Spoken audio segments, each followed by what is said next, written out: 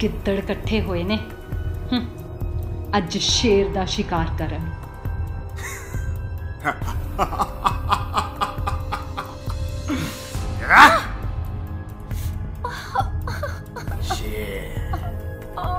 मोहल्ले वालों, इस जंगल का सिर्फ एक ही शेर है और वो है मौला भाई।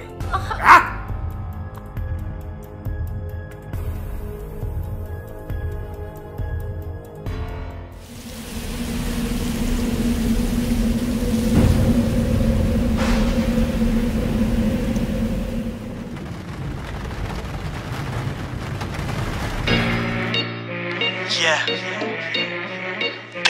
the kid.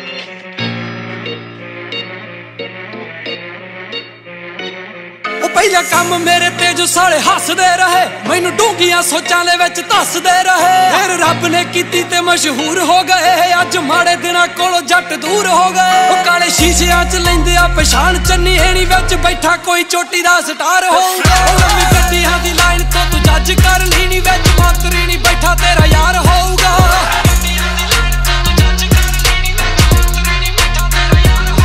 लम्मी गड्डियां दी लाइन तो तू जज कर, लीनी विच मंत्री नी बैठा तेरा यार होऊगा।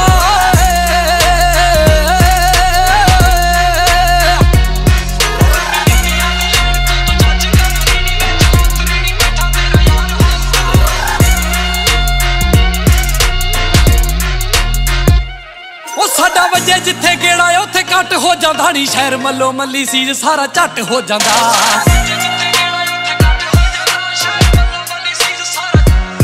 साडा वजे जिथे गेड़ा उथे घट हो जांदा, शहर मल्लो मल्ली सीज सारा झट हो जांदा। रौला एंट्री साडी दा पहुंचे घर घर नी, माड़े दिल वाला बंदा आपे चक हो जांदा। जिथे खुद खुशी कर ले कोई आपे चन्नी नी, बस समझी तू साडा ही ओ वार होगा। लम्मी गड्डियां दी लाइन तो तू जज कर, लीनी विच मंत्री नी बैठा तेरा यार होगा।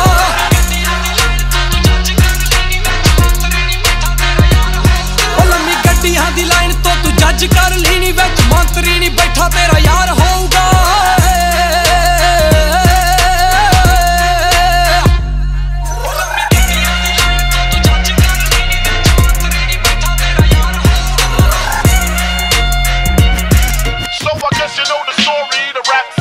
जदों गड्डियां दा तुरदा ए नाल काफला नी, वड्डे अखबार कहिंदे असीं विच छापना।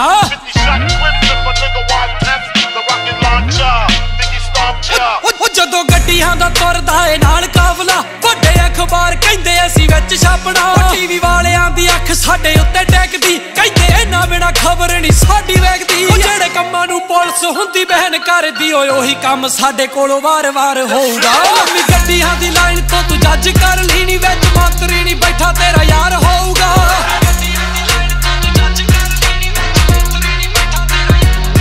लम्मी गड्डियां दी लाइन तो तू जज कर, लीनी विच मंत्री नी बैठा तेरा यार होऊगा।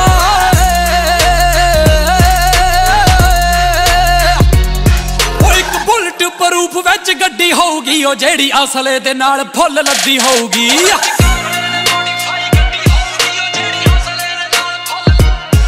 एक बुलेट प्रूफ विच गड्डी होऊगी, ओ जेड़ी असले दे नाल फुल लद्दी होऊगी। ओ वाइब कातलां नूं छड्डदी आ एरिए दे विच के वरिंदर ने ठोकड़े ली गड्डी होऊगी। हत्थ किते ओनू एवें पा ना बैठण, फिर वैरियां दा सीना यार पार होऊगा। लम्मी गड्डियां दी लाइन तो तू जज कर, लीनी विच मंत्री नी बैठा तेरा यार होऊगा।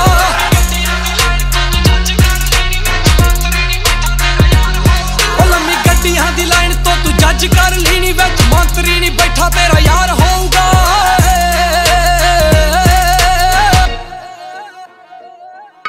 ओ सौंदे 20 घंटे ते मेरे जिन्नी हाइट पाउणा चाहुंदे आ। ओ वरिंदर किवें लिखदा गुस्से विच आके, मैं सुनिया मेरे बारे जानना चाहुंदे आ।